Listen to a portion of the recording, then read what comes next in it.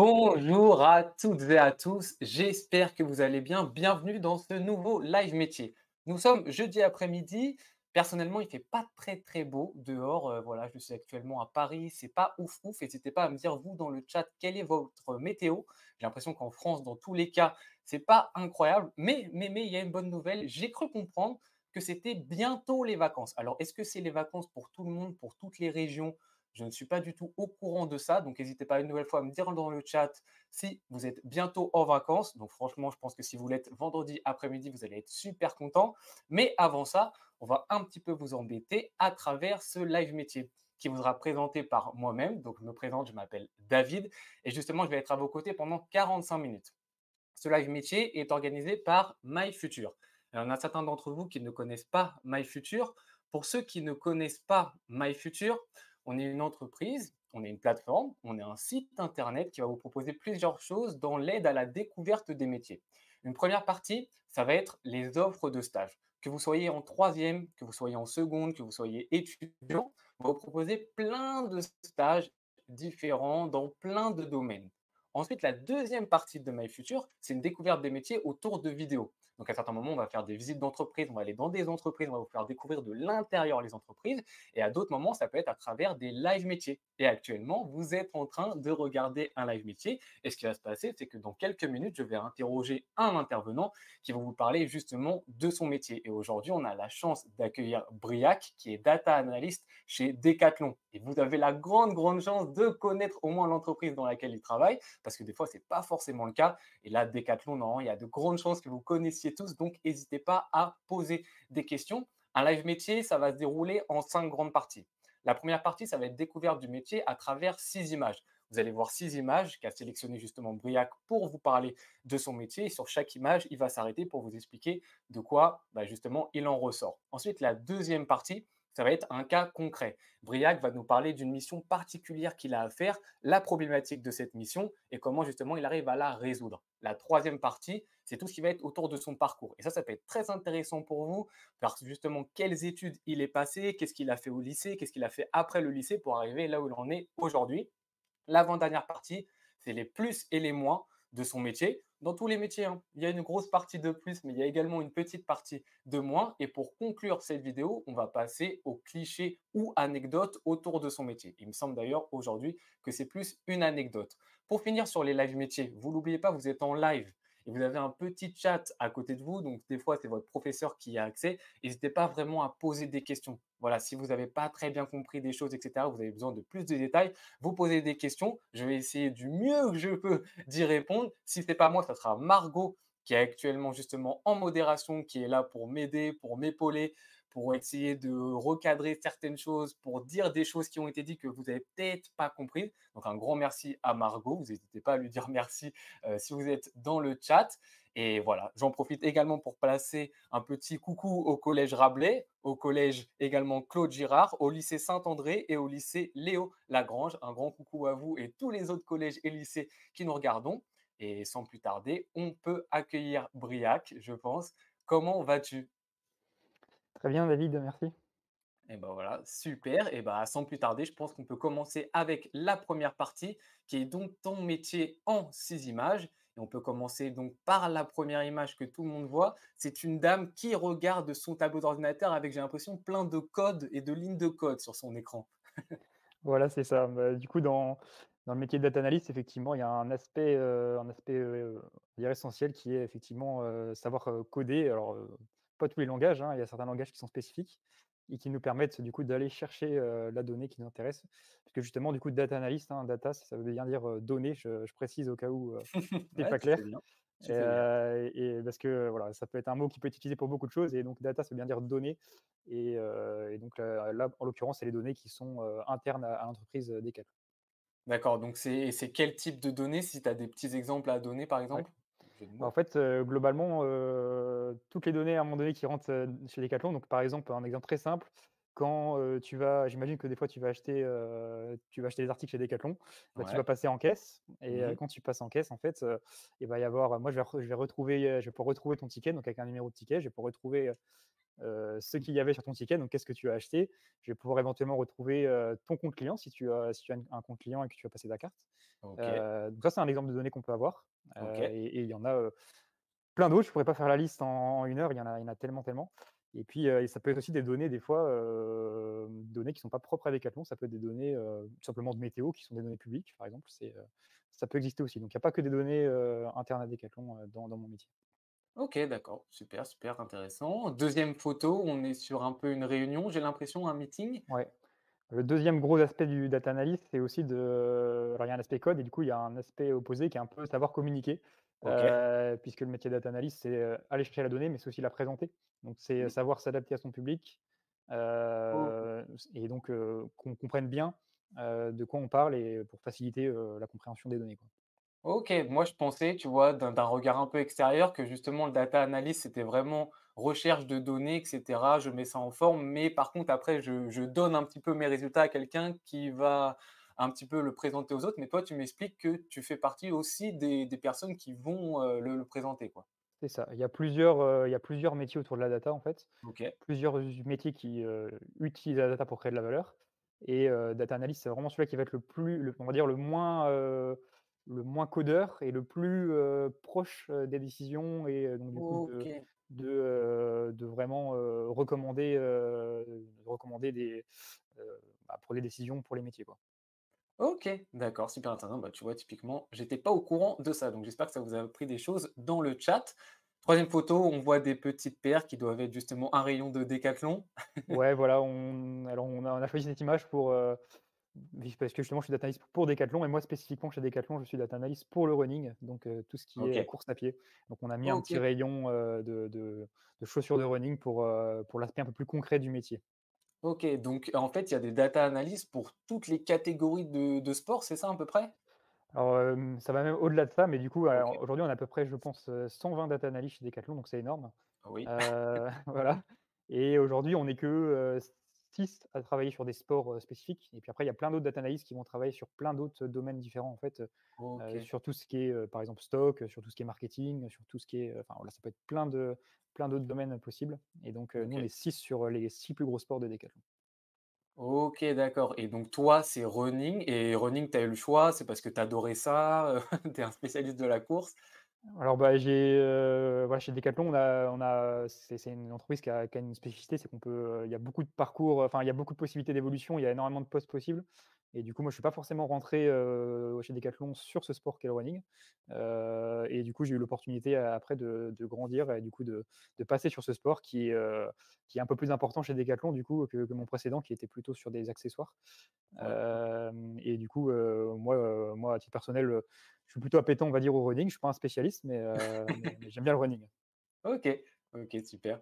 On a déjà une petite question de la part de Frédéric qui est en rapport avec la formation de base par laquelle tu es passé, mais je pense qu'on pourra en parler dans la rubrique spécifique qui sera justement le parcours. Donc, on n'oublie pas la question de Frédéric pour plus tard, mais on abordera ça dans la troisième partie de la vidéo. On peut passer, je pense, à la quatrième photo. Encore une personne devant, cette fois-ci, son ordinateur, j'ai l'impression aussi. Ouais, alors du coup, on avait la première ligne représentait plutôt en gros, le métier de data analyst, et puis Mmh. sur la deuxième ligne, on a essayé de faire en sorte de montrer, le quotidien d'un data analyst.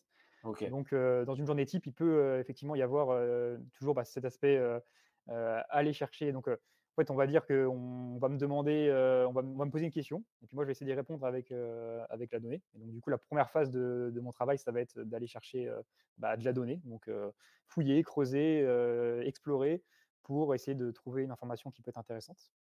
Heu, O voilà. Bah, j'espère que ça aide Antonio qui a posé la question: «À quoi consiste ton métier?» Je pense que toutes ces photos-là, un petit peu, elles aiguillent justement sur ton métier de data analyst et peut-être la cinquième image aussi peut être pertinente, par rapport à ton métier. Voilà, c'est ça. Une fois que du coup on a l'aspect, fouillé, recherché, et ben après il faut mettre en forme. Donc ça passe souvent par, des graphiques. Donc ça va être, Ouais, aussi beaucoup, des présentations, en fait, donc des slides, hein, pour, justement essayer de rendre le plus simple possible et le plus compréhensible possible, cette donnée, et puis OK, qu'elle ouais. puisse parler, à des personnes parce que des fois je travaille avec des personnes qui sont pas forcément à l'aise avec la donnée, OK. et du coup c'est tout l'importance du métier de savoir être pédagogue et de bien choisir ses graphiques. Ouais, vraiment, il y a une notion, ouais, de mise en forme et cetera pour que justement sur la deuxième photo, quand tu fais ta présentation, ça t'aide à bien être, C'est ça. entendu, par la part de la part de tout le monde. OK, super intéressant. On a une petite question de la part d'Abou qui nous demande: «Est-ce que c'est le même métier que les data analystes dans le football?» Alors, bah, donc le titre est le même et après, effectivement, métier data analyst, c'est, extrêmement large puisque, bah, comme tu précises, tu peux travailler donc là dans le football, tu peux travailler en fait dans tous les domaines, hein. Si tu es passionné OK, de sport, tu peux travailler dans le sport. Si tu es passionné de luxe, tu peux travailler dans le luxe. Si tu es passionné, de film, tu peux travailler enfin voilà, tu peux vraiment pas travailler partout et donc alors le métier data analyst dans le football, je pense que c'est un peu différent puisque tu vas pas traiter forcément les mêmes données. ouais. Mais en soi, si tu fais une formation pour être data analyst, tu peux être capable de travailler dans tous les domaines donc ça se rapproche effectivement sur les compétences en tout cas, c'est plus ou moins la même OK, chose. super et on peut passer, je pense, à la dernière photo maintenant. Ouais, la dernière photo, alors ça reprend un peu la précédente, mais c'est aussi, savoir mettre tout ça en OK. forme. Donc on va faire, on quand on explore, quand on fait des graphiques, on va aller, faire prendre plein d'informations, mais au final, bah, quand on va chercher, quand on donne trop d'informations, en fait, trop d'informations tue l'information, en fait, on va perdre, les utilisateurs. En fait, c'est savoir comment, on peut ordonner le propos, ordonner la présentation pour, que ça ait du sens et juste qu'on délivre le message qui soit clair et qui soit juste ce qu'on veut dire, quoi. C'est super. OK, c'est super clair. Moi, maintenant, je commence à avoir une bonne petite idée du métier. On a François dans le chat qui nous demande quelles compétences en général il faut-il avoir? Je pense que le prérequis numéro un, c'est d'aimer les chiffres, hein, on va dire. On est quand même toute la journée, dans les chiffres, donc je pense que C'est sûr. si tu te sens pas forcément à l'aise avec les chiffres ou, si, c'est pas trop ton truc, bah, ça va être compliqué, je pense. OK. C'est la qualité numéro un. Et puis après, je pense qu'il faut être, très neutre et impartial pour avoir justement ce bon esprit d'analyse, en fait, de pas se partir avec des préjugés. Des fois, on va partir sur une analyse, on va se dire: «Bah, ça va sûrement être ça», et en fait, bah, pas toujours et donc du coup, voilà, c'est avoir cet esprit analytique et impartial, qui est essentiel du coup pour le métier, quoi.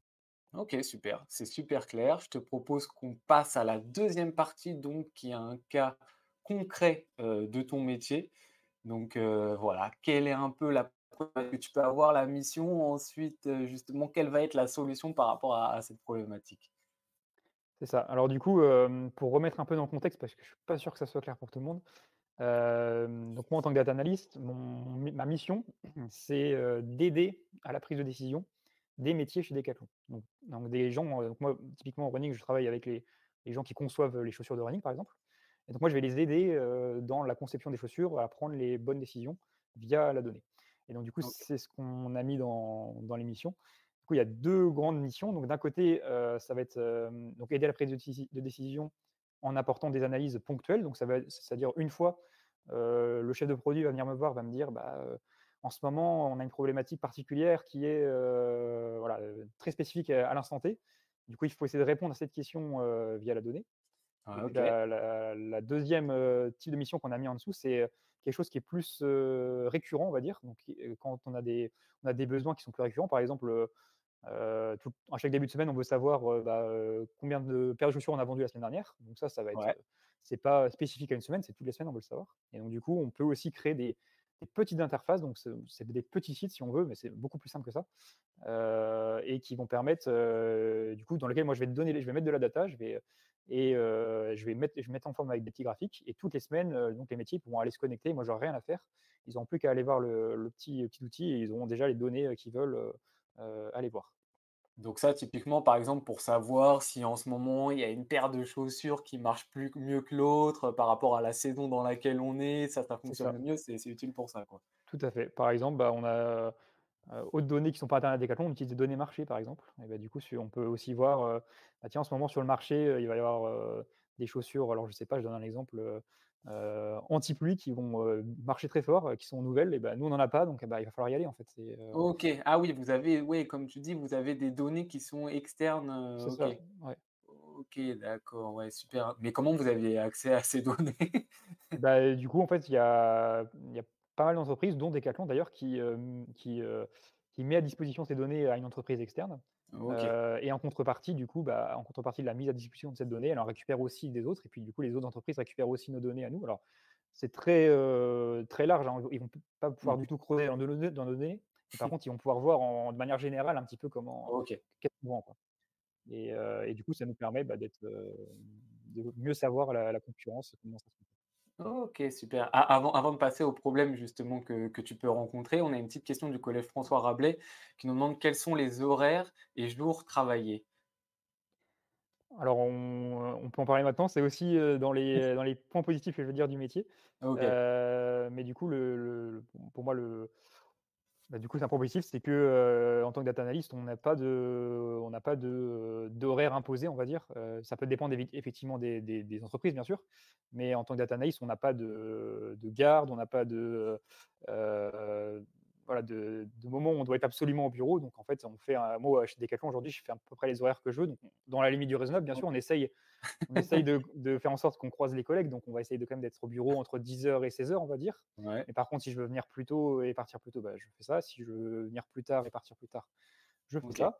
Et puis nous, chez Decathlon, par exemple, on a une spécificité qui est, bah, le midi, on a 2 heures, tout le monde a 2 heures de pause pour faire du sport et du coup, on travaille pas pendant 2 heures, D'accord, le midi. Donc ouais, ça là, c'est spécifique à Decathlon, et vous mais êtes obligé de faire du sport pendant ces 2 heures non, ou? non, non, non.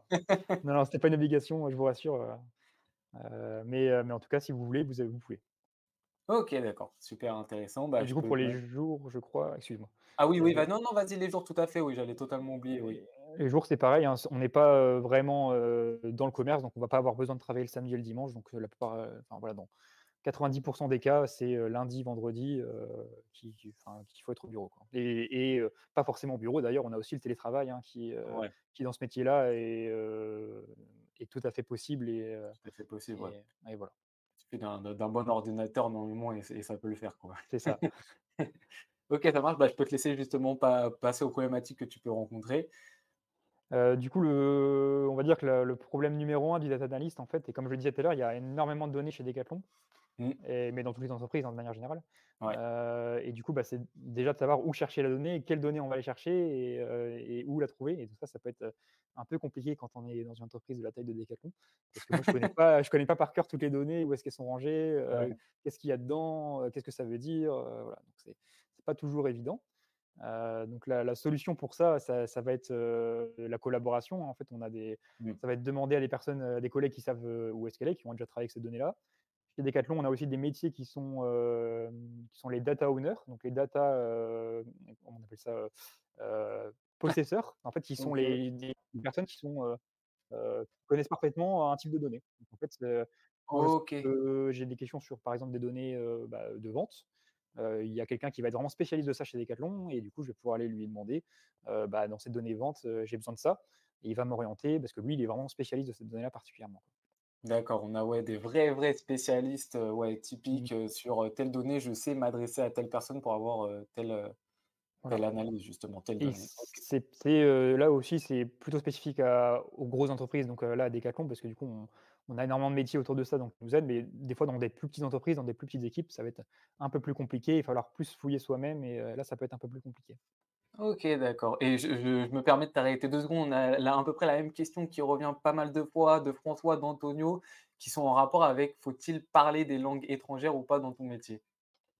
Encore une fois, ça dépend des entreprises, je pense, Ouais, mais de manière générale, hein, je pense que, on tend quand même beaucoup vers l'anglais dans tous les métiers, notamment les métiers du digital, donc oui, comme les data analysts. Déjà le fait numéro un, c'est que, bah, quand on code, tous les langages de programmation sont quand même très en anglais, les documentations sont très en anglais, OK, donc ouais, c'est quand ça même aide. mieux d'être à l'aise. Et puis, bah, moi je travaille avec, des Français, mais pas que.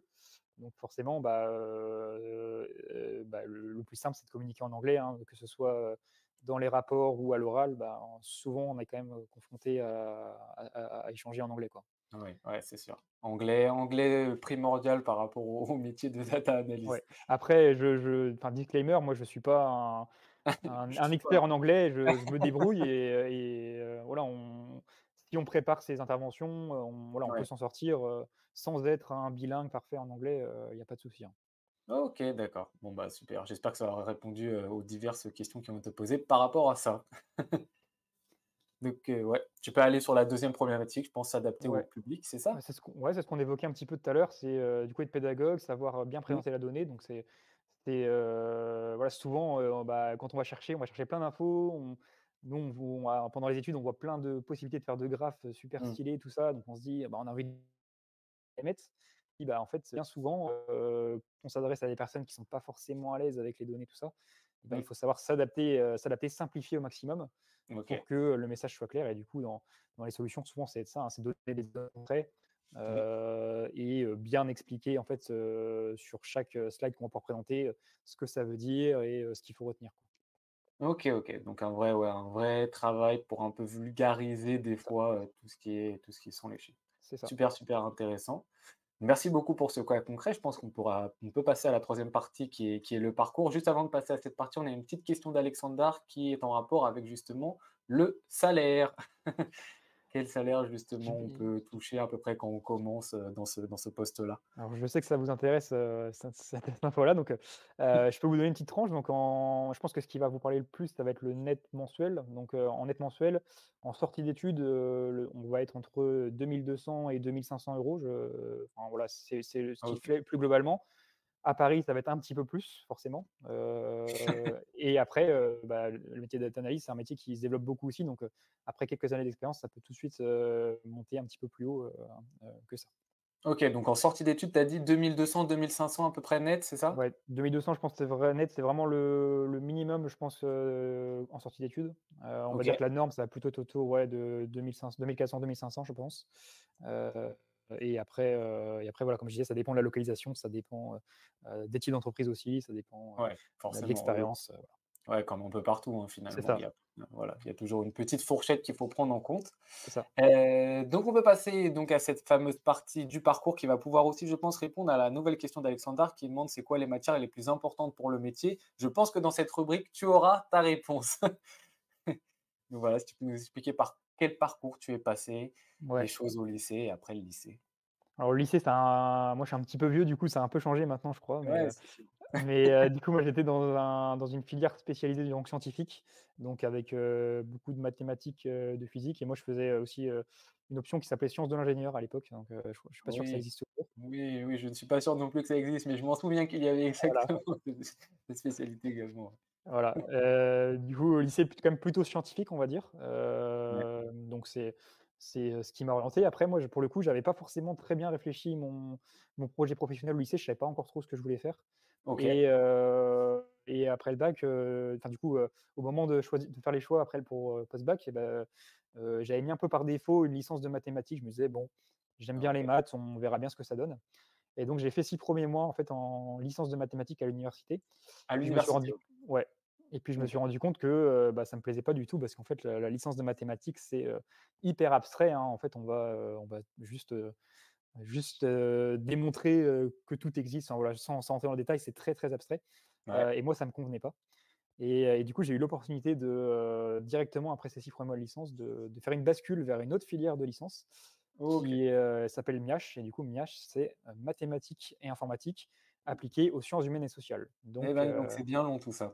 Donc c'est des maths, mais appliquées, donc beaucoup plus concret et OK. avec des matières, plus généralistes. Donc on va avoir des matières comme du marketing, de la sociologie, OK.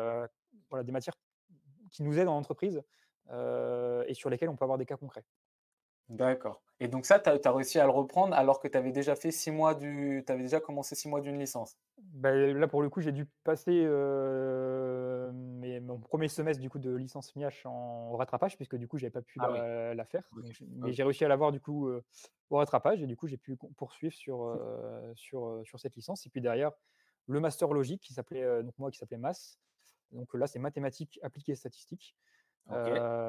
Donc ça reste la même chose, hein, mais là, du coup, ça va être, je vais dire encore plus concret au niveau master parce qu'on va avoir tout ce qui est algorithme finalement, tout ce qui est, intelligence artificielle aussi, on va commencer à voir aussi comment ça fonctionne. Et du coup, tout ce que permet, enfin la licence donne des bases, on va dire. Et le master, c'est vraiment là où on s'éclate et où on applique et où on fait des choses très concrètes, quoi.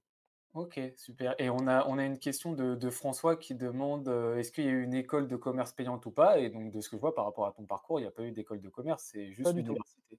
C'est ça. Moi, sur mon parcours, donc tout est enfin, que université. Après, bien sûr, tu as des formations payantes aussi, hein, pour faire data analyst. Moi, j'ai beaucoup de collègues qui sont pas forcément, qui ont pas forcément un parcours classique, qui ont voulu faire une formation de data analyst Mmh. et qui sont formés donc via des formations payantes, ou non. Mais du coup, ouais, tu as pas mal de voies d'accès, hein. Il y a pas qu'un seul chemin pour être data analyst. D'accord. Et pour faire un petit rappel, donc la licence, pour ceux qui connaissent pas, donc c'est en 3 ans que ça se passe. On fait 3 années d'études après le bac, on obtient ce qu'on appelle une licence et après cette licence, on peut faire 2 années et ensuite on obtient ce qu'on appelle un master. Donc quand généralement on a le master, c'est 5 années après le bac généralement. C'est bac plus 5. On a un diplôme donc, de 2 masters qu'a justement Briac apparemment. C'est ça. On a une question du collège François Rabelais qui demande: «Quelles sont les compétences et les qualités requises?» Ça peut être, tu nous as dit mathématiques, Voilà, parce que comme je disais, un peu mathématiques, mais de manière générale, être appétent aux chiffres, parce qu'en fait, dans le quotidien, je fais pas forcément beaucoup de ouais, mathématiques, hein. C'est plus, qu'on est plongé dans les chiffres, tout le temps. Donc après, voilà, je pense qu'en fait, il faut avoir quand même une certaine rigueur, dans le code, parce qu'en fait, si on fait des erreurs de code, ben, tout derrière va être, faux. Donc c'est important quand même d'avoir un petit peu de rigueur.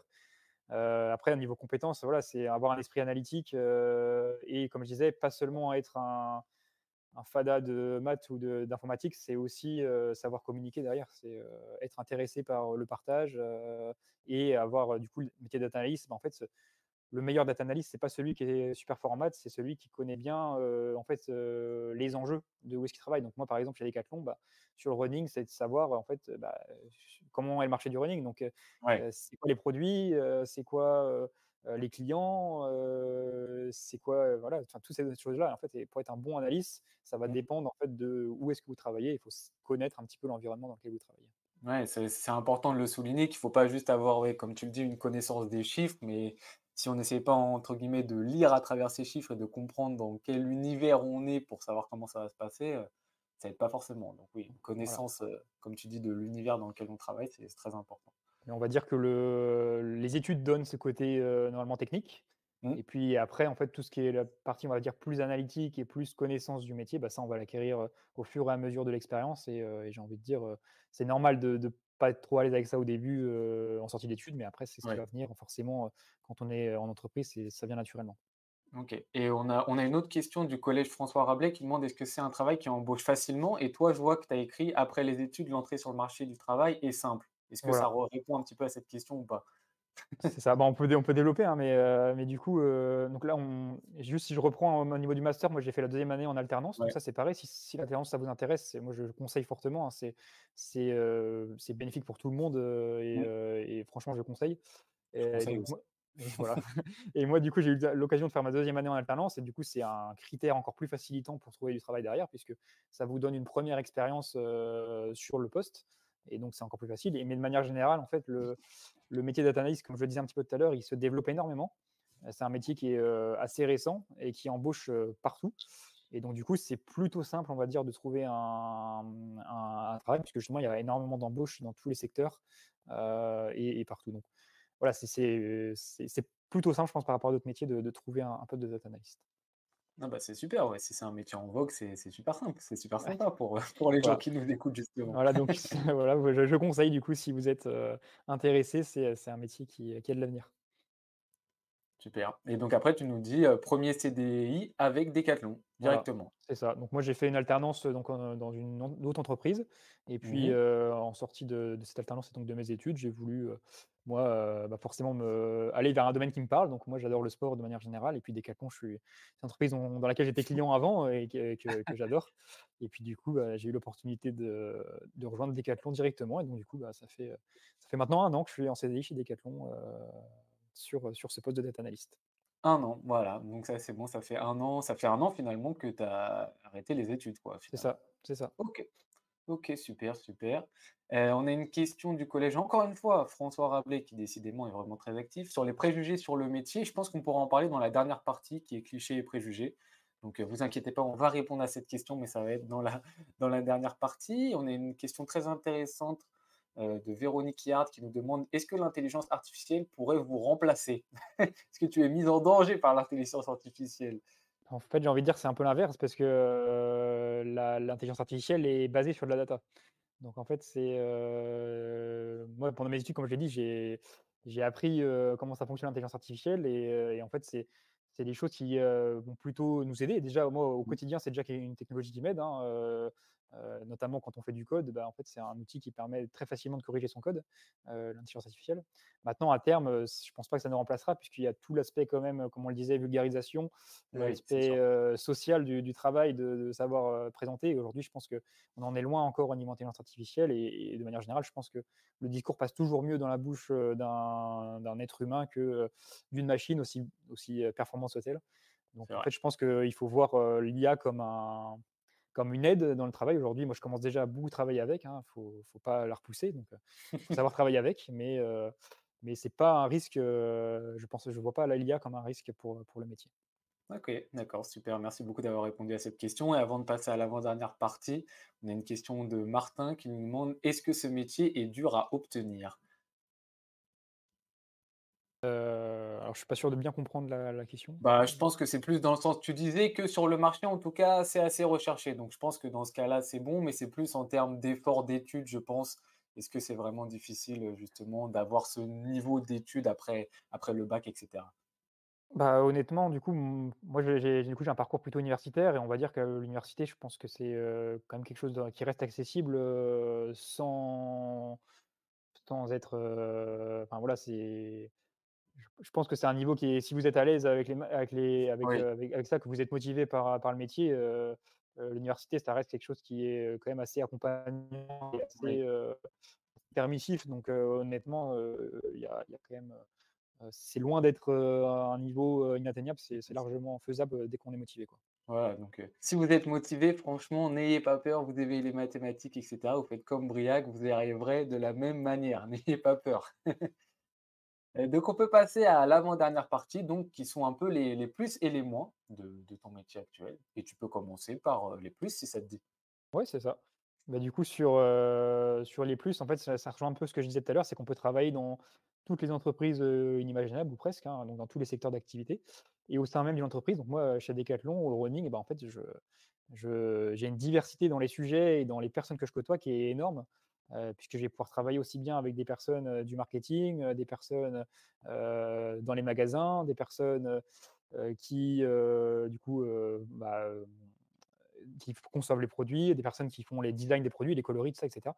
Donc ça va être énormément, diversifié et puis sur les sujets, bah, c'est pareil, hein, les sujets, ça va être très diversifié. Donc en fait, on a ce côté, je pense, on s'ennuie jamais parce qu'en fait, c'est pas du tout redondant.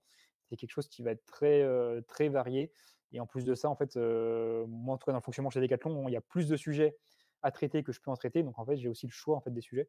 Donc c'est aussi, bah, voilà, quelque chose de sur le côté autonome, en fait, on est, extrêmement autonome là-dessus. Ah mais ça, c'est super bien. C'est vrai que toute cette, notion de diversité, quand on rentre dans un métier, qu'on peut toucher à plusieurs choses différentes, qu'on peut travailler avec plusieurs gens, différents, c'est super sympathique parce que voilà, comme tu le dis, ça nous permet de bouger, de pas avoir des journées qui sont exactement tout le temps les mêmes et ça, c'est quelque chose à prendre en compte. Donc, c'est super bien que tu l'aies souligné. Voilà et puis ce que je disais, du coup, j'ai un peu mis dans l'autre sens, mais du coup, l'autre aspect, c'était, en fait, les 2 côtés. Il y a le côté métier où des fois, bah, on a besoin de coder, donc on est seul et puis dans sa bulle et on voit «personne» entre guillemets, et puis, du coup, il y a l'autre côté où, bah, une fois qu'on a trouvé toute la donnée, bah, il faut être, du coup, là, hyper ouvert, hyper, Mmh. pédagogue, parler aux autres et tout ça et du coup, c'est, un peu 2 aspects complètement différents, mais qui sont très complémentaires et qui, moi, voilà, je pourrais pas être que l'un ou que l'autre, mais du coup, faire les 2, moi, ça rend Ça mon tombe bien. quotidien, voilà, beaucoup plus vivant. Et bah, parfait, parfait et donc tu peux maintenant passer à ce que tu aimes un tout petit peu le moins quand même dans ton métier, parce qu'il faut toujours un tout petit peu de négatif quand même. Beh, du coup, moi, j'ai un esprit très, cartésien, on va dire, donc j'aime quand c'est, vrai ou faux, bah, en fait, le métier data analyst aujourd'hui, c'est souvent des décisions qu'on va prendre à long terme, donc Ouais, une décision qui va avoir un impact peut-être dans 2 ou 3 ans, d'accord, et donc souvent, les recommandations qu'on va faire, bah, on n'est pas sûr de, si elles auront un impact positif ou négatif d'accord. pour l'entreprise. Donc des fois, en fait, on va présenter des résultats qui nous semblent pertinents, mais on a rarement l'occasion de savoir à quel point on a été bon ou moyen, quoi. Oui, oui, comme en fait, ouais, comme tu disais, l'impact il est dans plusieurs années, des fois même tu es sur totalement autre chose, que tu vas avoir l'impact de la chose sur laquelle tu as travaillé il y a déjà 2 ans de ça. C'est ça, exactement. OK. Donc bon après il y a des gens que ça gêne pas du tout, voilà, ça dépend vraiment de chacun. Mmh, Et puis après l'autre aspect, bah, moi j'aime bien coder, mais bah, en fait, il faut souvent qu'on mutualise nos codes. Donc c'est-à-dire, en fait, une fois que j'ai fait un code, je le partage aux autres. Mais du coup, pour le Mmh. partager, il faut qu'il soit, clair et commenté, on va dire. OK. Et ça me plaît un peu moins. C'est vrai que moi, j'aime bien, un peu coder dans mon coin et du coup, quand il faut remettre au propre le code, ou remettre au propre tous les documents, bon, c'est un peu moi, ça me plaît un peu moins, mais bon, il faut le faire et voilà, ça permet aux autres d'en profiter. OK, super. C'est super intéressant. Merci d'avoir abordé ces points-là. On a une petite question encore une fois du collège François Rabelais qui nous demande: «Faut-il une tenue spéciale pour ce métier?» Là, je pense encore une fois, ça va dépendre des entreprises, Mmh. mais de manière générale, j'ai envie de dire non. Après, c'est sûr que chez Decathlon, c'est une entreprise qui est très permissive, donc globalement, tu viens quand même habillé plus ou moins comme tu veux. Après, j'ai envie de dire, quand tu fais une présentation à des personnes importantes, tu vas éviter d'être en tenue décontractée, hein. Tu vas essayer d'être quand même montrer que tu as une apparence sérieuse, on va dire, sans être forcément en costume cravate, hein, mais voilà, montrer que tu es peut-être avec une chemise ou quelque chose comme ça. Mais sinon, au quotidien, voilà, comme je disais, tu es souvent aussi en télétravail ou tu vas souvent être seul à ton bureau et ben, tu as pas forcément besoin, voilà, d'être habillé spécifiquement pour ça. OK, super. J'espère que ça répondra à cette question et on a une question, justement de Étienne, mais qui avait déjà été posée avant. Étienne, c'est: «Vous travaillez combien de temps par jour?» Et si je me souviens bien, Briac t'avait dit que ça fluctuait un petit peu et que l'objectif principal, c'était d'abord de répondre aux missions qu'on te donnait et qu'ensuite dans la journée, tu pouvais arriver peut-être un petit peu plus tard, mais donc dans ce cas-là, finir plus tard et ou commencer plus tôt et finir plus tôt, c'est bien Ouais, ça? c'est ça et puis c'est même au-delà de la journée, hein. Des fois, on peut faire des semaines plus courtes, des semaines plus longues, ça dépend aussi, de ce qu'on enfin, voilà, le métier d'analyste, c'est un métier de cadre, donc je sais pas si ça parle à tout le monde, hein, mais du coup, le statut de cadre, il fait que normalement tu es autonome sur tes horaires, hein, donc tu es ton propre responsable, donc bien sûr, C'est ça. tu peux décider de travailler 20 heures par semaine, mais je pense qu'au bout d'un moment, ça va se voir et c'est pas trop bon pour ta réputation et tu peux travailler à l'inverse, tu peux décider de travailler, 50 heures par semaine, mais bon, ça c'est pas forcément non plus, l'idéal. Donc, après, j'ai envie de dire, on est sur une base, plus ou moins de 35 heures, hein. On essaye de faire plus ou moins 35 heures et puis des fois, on travaille un peu plus, des fois, on travaille un peu moins. Ça Mmh. dépend vraiment, dans quelle phase on est et de l'importance des sujets et du retard qu'on peut avoir pris, quoi. Ouais, donc ça fluctue et on a une super question avant d'arriver sur la dernière partie, qui est en rapport à: «Sur quels outils logiciels travaillez-vous?»